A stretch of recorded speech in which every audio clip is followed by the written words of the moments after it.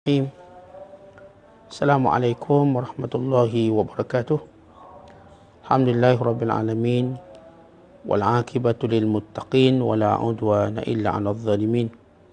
Asyhadu an la ilaha illallah wahdahu la syarikalah wa asyhadu anna Muhammadan abduhu wa rasuluh. Allahumma salli wa sallim wa barik ala sayyidina Muhammad wa ala alihi wa sahbihi ajma'in. Wa ba'du. Wa qala al-musannifu rahimahullahu ta'ala wa nafa'ana Allahu bihi wa bi'ulumihi fid dharain amin. Telah berkata al-Imam al-Allamah Abul Qasim Al-Qushairi, semoga Allah Ta'ala merahmatinya dan kita mendapat manfaat serta barakah ilmunya. Dikatakan bahawa Riyah Al-Qaisi, bukannya Rabah, Riyah Al-Qaisi telah mengerjakan haji beberapa kali. Suatu ketika dia berdiri dekat Kaabah di bawah talang air dan berdoa, wahai Tuhanku, aku menghadiahkan sejumlah sekian dan sekian dari ibadah hajiku kepada Rasulullah sallallahu alaihi wasallam. 10 ibadat haji bagi 10 orang sahabatnya, 2 ibadat haji untuk kedua orang tuaku, dan sisanya untuk semua kaum muslimin. Dia menghadiahkan semua ibadat hajinya tanpa menyisakan satu pun untuk dirinya sendiri. Kemudian dia mendengar suara gaib yang mengatakan, inilah orang yang menunjukkan kemurahan hatinya kepada kami. Aku ampuni dosamu, dosa kedua orang tuamu, dan dosa semua orang yang memeluk Islam. Abdul Wahhab bin Abdul Majid Al-Thaqafi menuturkan, pada suatu hari aku melihat iringan keranda yang dipikul oleh 3 orang laki-laki dan seorang wanita. Aku maju ke depan dan menggantikan si wanita itu. Kami terus menuju ke kuburan. Kami melaksanakan solat untuk si mayat lalu menguburkannya. Setelah itu aku bertanya kepada si wanita, apa hubunganmu dengan orang yang meninggal ini? Dia menjawab, dia anakku. Aku bertanya, apakah engkau tidak punya tetangga yang boleh bantu mengangkat keranda? Dia menjawab, ya. Tetapi semua mereka memandang hina anakku yang mati itu. Aku bertanya, mengapa? Dia menjawab, kerana dia seorang fasik. Aku merasa kasihan kepada wanita itu. Ku bawa dia ke rumahku dan ku berikan dia sedikit wang, gandum dan pakaian. Dalam tidurku malam itu, aku bermimpi melihat seorang datang kepadaku. Wajahnya berseri bagaikan bulan purnama. Dia memakai pakaian warna putih dan dia berisyarat mengucapkan terima kasih kepadaku. Ketika aku bertanya siapa dia, dia menjelaskan, aku adalah orang fasik yang kau kuburkan siang tadi itu. Tuhanku telah menimpahkan rahmatnya kepadaku disebabkan kerana hinaan orang-orang kepadaku. Abu Amri Al-Bikandi sedang melewati sebuah jalan pada suatu hari. Ketika dia bertemu dengan sekelompok orang yang sedang menyeru-nyerukan pengusiran seorang pemuda dari lingkungan mereka kerana perbuatan-perbuatan yang tidak bermoral. Seorang wanita ada di situ sedang menangis. Dikatakan kepada Abu Amr bahawa wanita itu adalah ibu pemuda tersebut.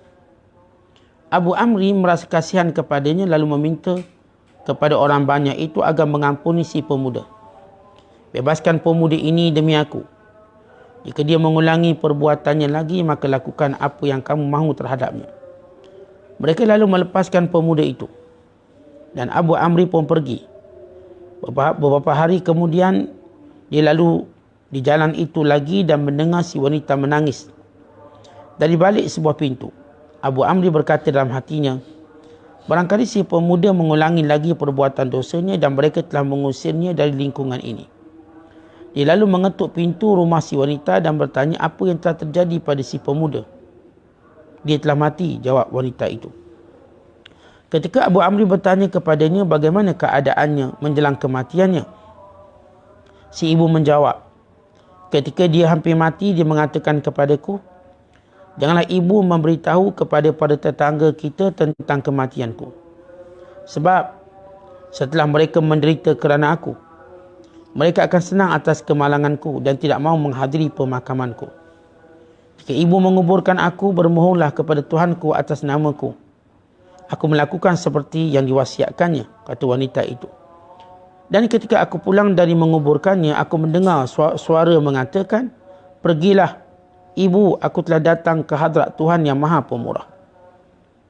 Dikatakan bahawa Allah Ta'ala mewahyukan kepada Daud AS, katakanlah kepada manusia bahawa aku menciptakan mereka bukan supaya aku memperolehi manfaat dari mereka, tapi aku ciptakan mereka supaya mereka memperolehi keuntungan dariku. Ibrahim Al-Utrusi menuturkan, kami sedang duduk-duduk di tepi sungai Tigris bersama Ma'ruf Al-Karhi, ketika segerombolan pemuda melewati kami dengan sebuah perahu. Mereka memukul-mukul rebana, minum anggur dan bermain-main dengan huru-hara. Kami bertanya pada Ma'ruf, tidakkah kau lihat bagaimana mereka terang-terangan bermaksiat terhadap Allah Ta'ala? Berdoalah kepada Allah agar dia menghukumkan mereka. Ma'ruf lalu mengangkat tangannya dan berdoa, ya Allah, sebagaimana engkau telah menjadikan mereka bersenang-senang di dunia ini, jadikan mereka bersenang-senang di akhirat nanti. Kami bertanya kehairanan, tapi kami memintamu untuk berdoa memohon hukuman bagi mereka. Dia menjawab, jika dia menjadikan mereka bersenang-senang di akhirat, berarti dia telah mengampuni mereka. Abu Abdullah Al-Husain bin Abdullah bin Sa'id mengkhabarkan, Yahya bin Aktham Al-Qadhi adalah seorang sahabatku. Dia mencintaiku dan aku pun mencintainya. Setelah dia meninggal, aku ingin bertemu dengannya. Dalam mimpi agar aku dapat bertanya kepadanya apa yang telah dia perbuat Allah Ta'ala terhadap dirinya. Suatu malam aku pun bermimpi bertemu dengannya. Dan aku bertanya kepadanya, dia menjawab, Allah telah mengampuni dosaku. Tetapi dia memarahiku dengan kata-kata, wahai Yahya, kau telah berbuat kejahatan kepadaku di dunia. Aku menjawab, itu memang benar, wahai Tuhanku.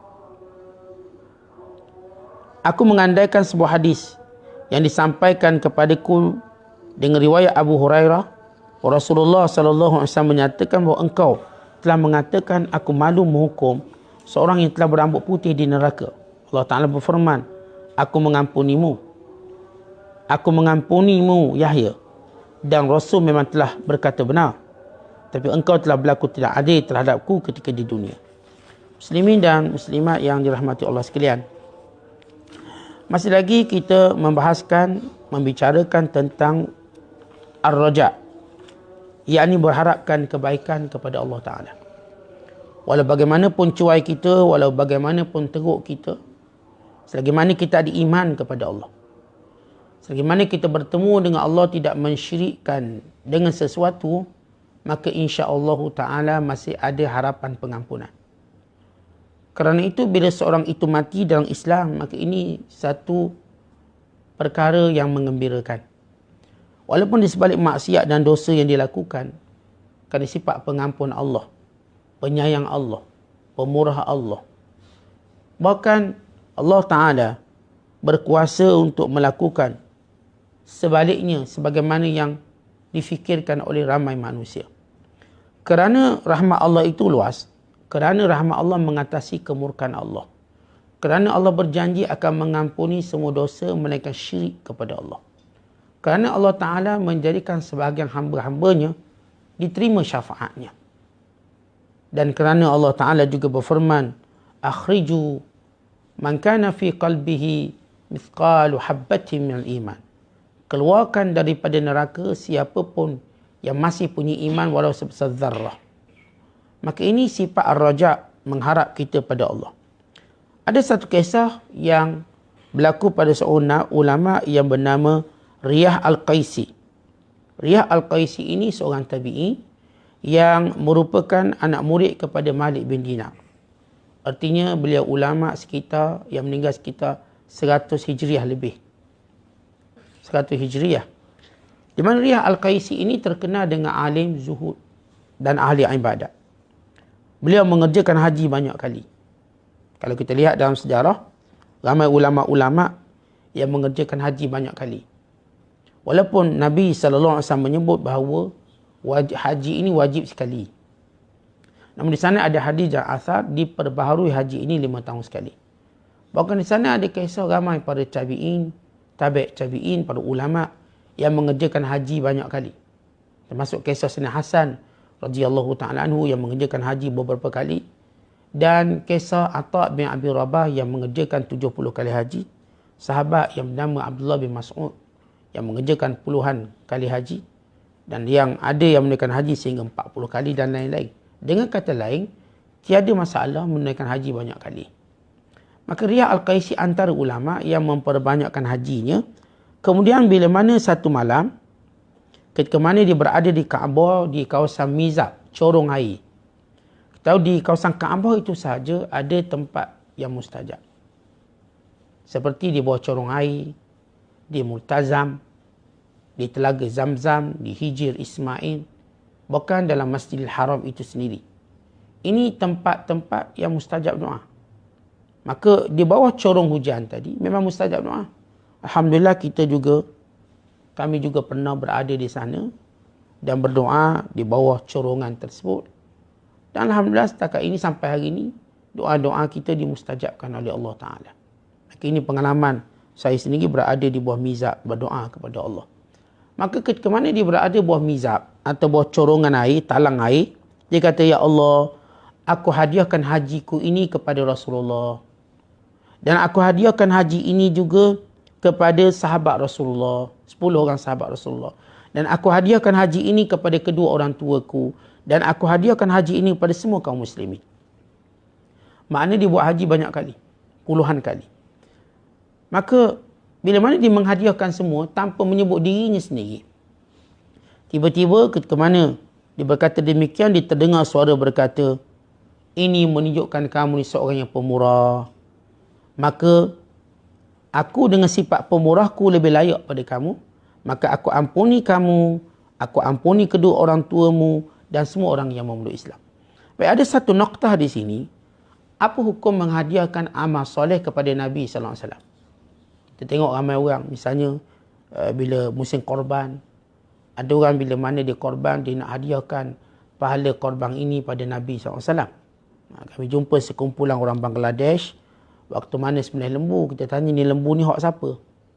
Mereka berkata ini untuk Rasulullah sallallahu alaihi wasallam. Mereka meniatkan kepada baginda sallallahu alaihi wasallam. Dan setengah kita mungkin meniatkan amalan-amalan untuk orang yang sudah mati. Baik, kita tinggalkan perbahasan tentang amalan-amalan untuk orang mati, tapi kita nak bahas sikit. Kan ini bukanlah pengajian fake yang kita mungkin nanti akan jawab kuliah duha hari Jumaat, tapi secara ringkas. Alang-alang dah ada persoalan ini, apa hukum menghadiahkan amalan kepada Rasulullah SAW? Sama ada membaca Al-Quran, umrah, haji, sedekah. Apakah boleh atau tak boleh hadiah pada Nabi SAW? Baik, pertama tuan-tuan, bila mana kita nak hadiahkan amalan, kerana apa? Kerana kita melihat orang tu kurang amalan. Kerana kita melihat orang tu kurang derajat daripada kita. Kerana kita melihat orang tu kita sayang dan kita kasih. Kerana kita melihat orang tu tak berpeluang buat ibadat banyak macam kita. Kerana dia mati awal dan sebagainya. Baik, saya ringkaskan begini. Ada dua pandangan ulama' dalam masalah ini. Pandangan ulama' pertama menyatakan bahawa tidak layak dihadiahkan amalan kepada Nabi SAW kerana kedudukan baginda yang tinggi. Dan yang kedua, kerana yang bawah kalau nak beri hadiah yang tinggi, dia kena minta izin dulu. Kalau tuan-tuan nak bagi hadiah ke raja, boleh tak pergi istana nak bagi macam tu? Tak boleh. Tuan-tuan kena buat appointment. Kalau raja tu sudi terima, dia terima.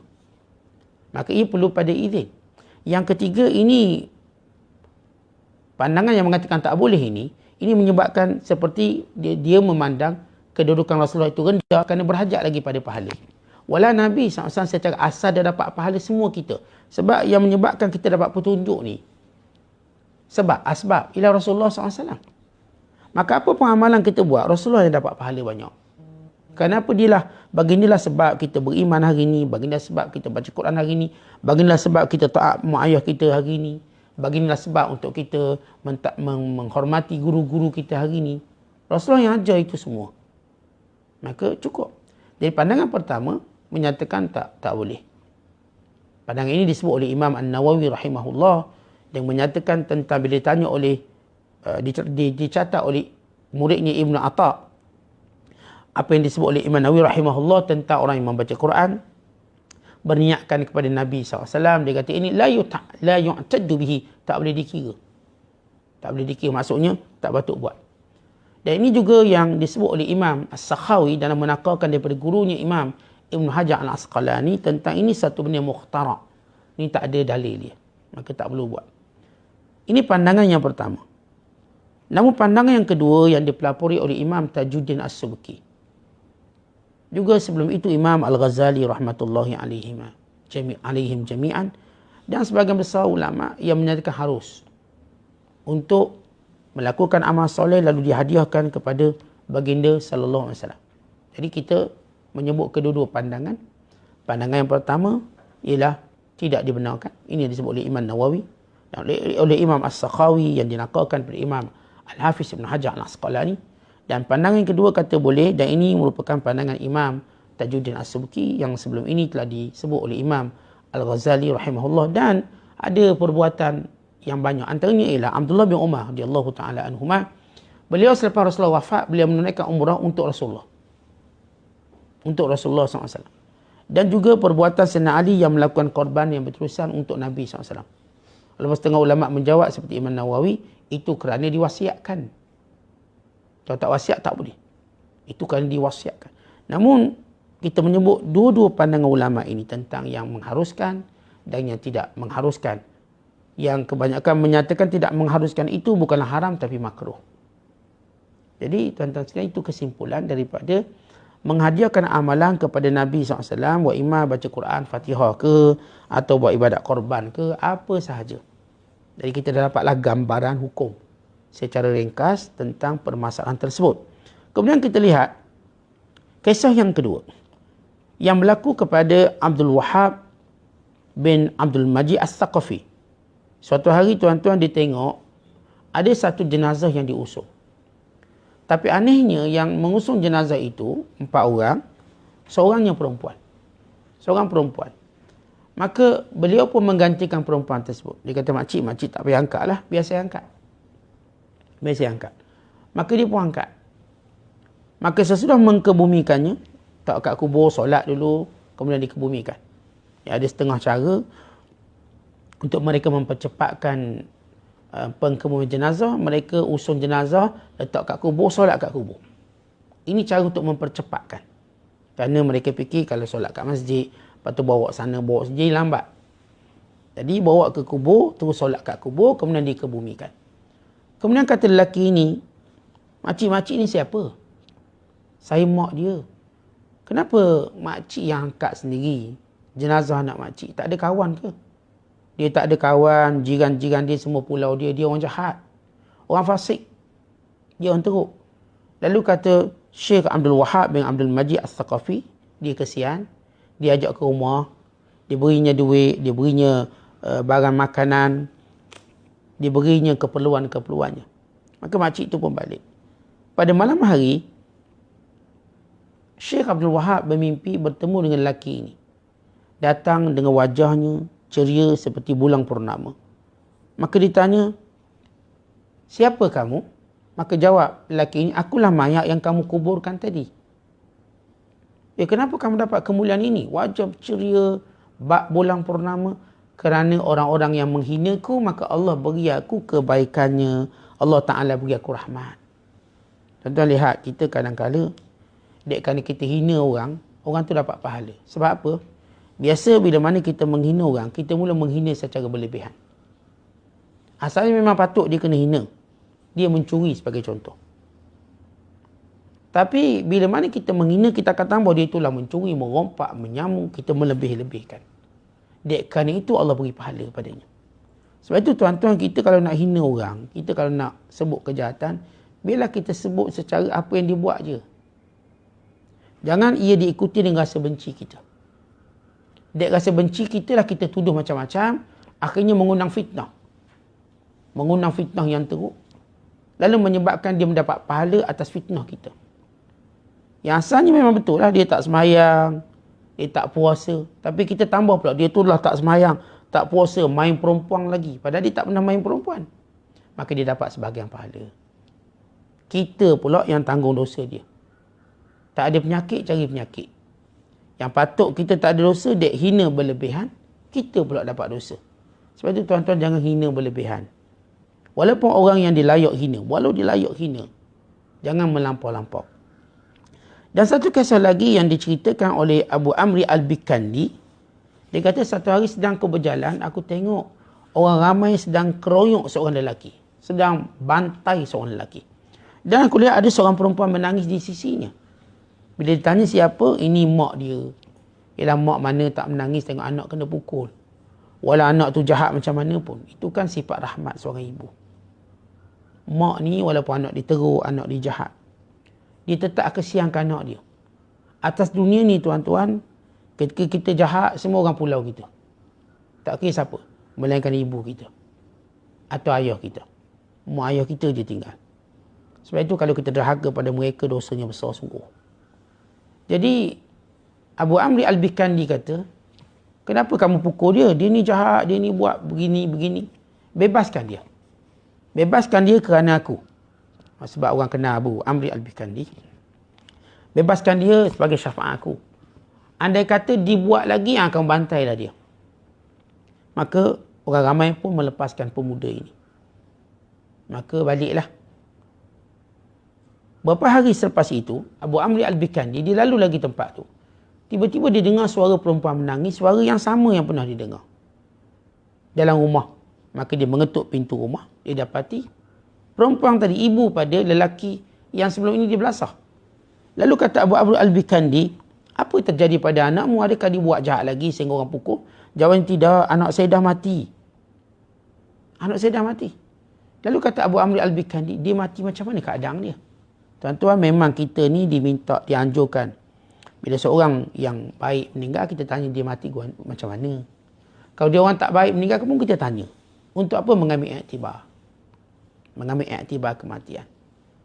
Tapi tak semua orang lah boleh tanya, orang tertentu. Maka bila ditanya, maka jawab ibu ini, waktu dia nak mati, diwasiat kat aku. Mak, kalau saya mati, mak jangan cakap ke orang. Saya ni jahat. Saya hidup menyusahkan orang. Maka pasti bila mereka tahu saya mati, mereka akan gembira sangat-sangat. Ya, mak kalau saya mati, mak uruskan sendiri jenazah saya. Tak payah beritahu orang kampung. Upahlah siapa-siapa orang luar, urus jenazah saya. Tanam saya. Jangan beritahu sesiapa. Lalu mak dia pun melaksanakan wasiat tersebut. Tapi kata ibunya, waktu saya pulang Tuan Guru, tiba-tiba saya terdengar suara berkata, wahai ibu, pergilah. Mak baliklah rumah. Allah itu pemurah. Saya hadir bertemu dengan Allah yang pemurah. Tuan-tuan lihat bagaimana sifat pemurah Allah Ta'ala. Ketika manusia tidak lagi memberi ruang untuk dia duduk atas bumi ini. Tetapi Allah mempunyai tempat yang lebih luas daripada bumi yang sementara. Sebab itu tuan-tuan, kita jangan duduk sedih sangat kalau orang tak beri kita ruang atas dunia ini. Walau itu bukan milik dia.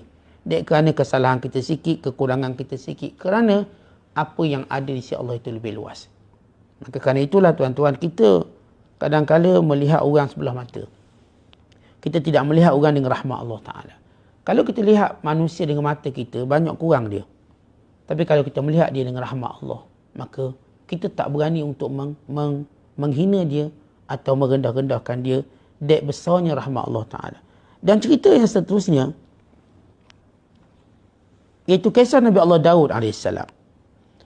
Allah Ta'ala berfirman kepada Daud, wahai Daud, aku ciptakan manusia bukan untuk aku ambil manfaat, tetapi untuk mereka dapat manfaat aku.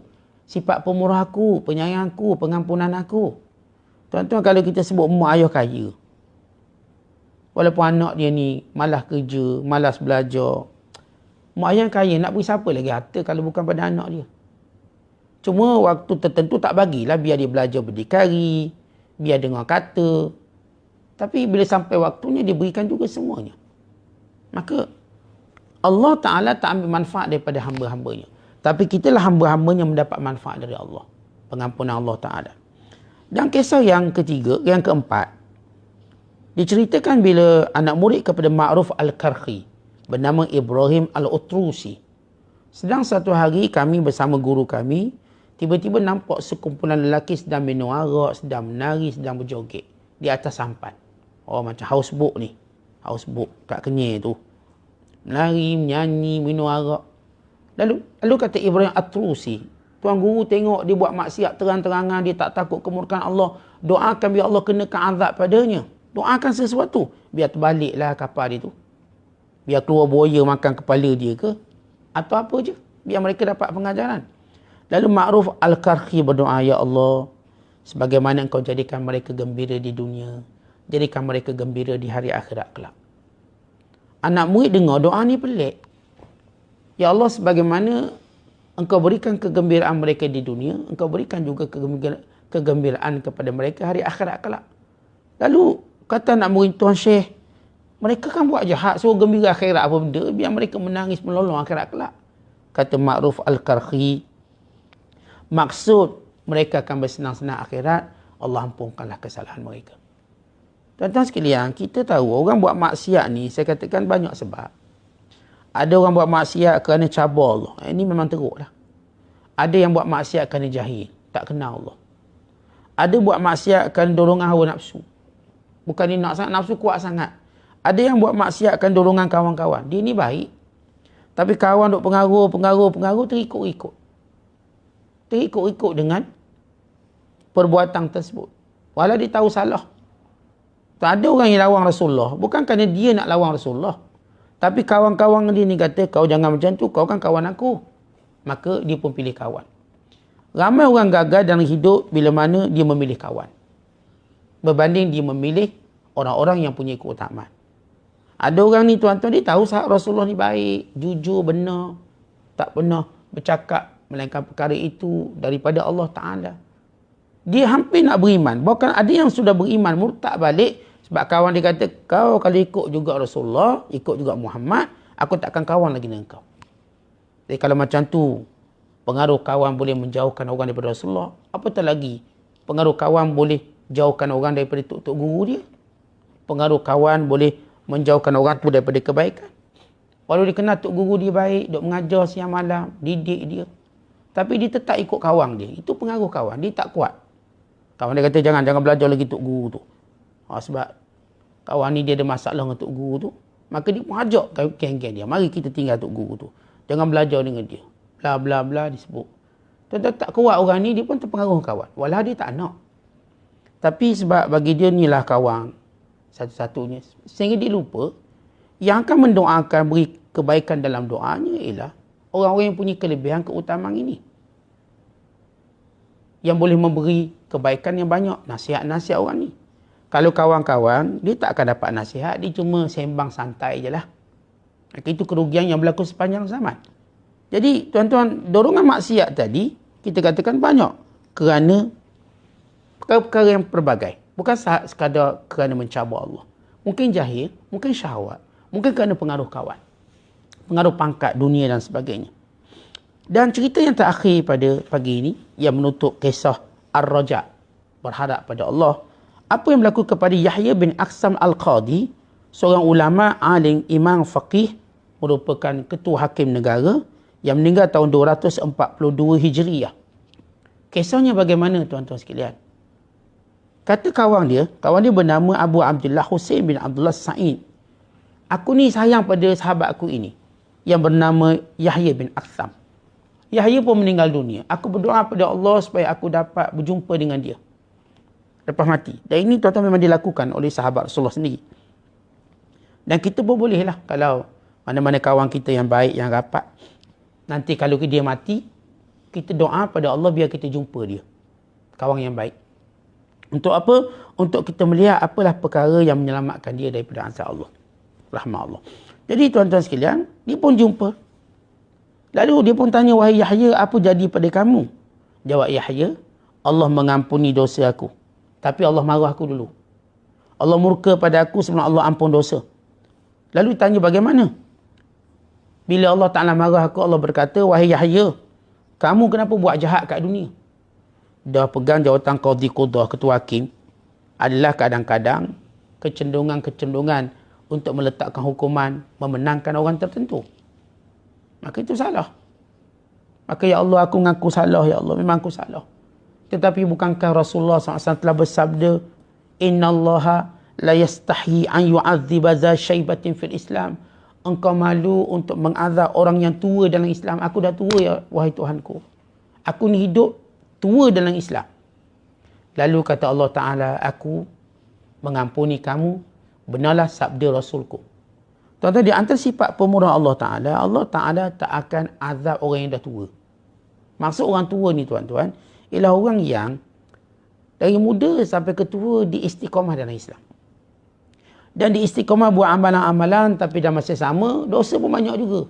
Sembahyang, tapi ngumpat, mencaci, mencela dibuat juga. Solat, tuan-tuan, tapi ambil hak orang kadang-kadang dia ambil juga.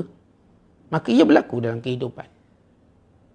Tapi oleh kerana dia ni sampai ketua mati umur 70, 80. Ada riwayat menyebut bila orang tua umur 80 tahun. Allah malu mengazabkannya. Sebab dia, tuan-tuan, bertahan lama dalam Islam. Ya, ada orang dia bertahan dalam Islam cuma 50 tahun, dia pun meninggal dunia. 60 tahun meninggal dunia. Tapi kalau orang sampai umur 70, 80, dia memegang Islam dengan tempoh yang panjang, pasti dia tergelincir. Adalah tergelinciran dia. Maka kata Nabi SAW, Inna Allaha la yastahi an yu'adziba za syaibatin fil Islam. Allah malu untuk menghukum, untuk mengazab orang yang sudah tua dalam Islam. Maka lihat rahmat Allah Ta'ala kepada hamba-hambanya. Kadang-kadang disebabkan kita dah tua dalam Islam, kita dah banyak amalan, berpegang lama dengan ketaatan pada Allah. Bila mana tergelincir dan sebagainya, dengan sifat pengampun Allah, dan dek kerana kita tua dalam Islam, Allah Ta'ala ampunkan kita. Ini disebut dalam asar sebagaimana yang diriwayatkan oleh Imam Ahmad bin Hanbal. Jadi kesimpulan daripada kisah dan cerita kita yang penutup tadi menunjukkan betapa perlu kita terus mengharapkan sifat pemurah Allah, penyayang Allah, pengampun Allah. Dan kita yakin bahawa Allah akan mengampuni kita. Teruskan beramal walau ada kekurangan. Teruskan berharap pada Allah. Teruskan bertaubat. Walaupun kita terus mengulangi dosa-dosa yang sama. Teruskan memohon kebaikan daripada Allah Ta'ala. Walaupun kita ada kecuaian dan juga perkara-perkara yang kita sedar kelemahan kita. Moga-moga Allah Ta'ala merahmati hidup kita. Merahmati mati kita. Dan merahmati hari kebangkitan kita. Merahmati hari hisab kita. Dan memudahkan kita dengan segala rahmat. Segala kemuliaannya, pemurahnya untuk masukkan kita dalam syurga. Wallahu a'la wa a'lam bis-shawab. Assalamualaikum warahmatullahi wabarakatuh.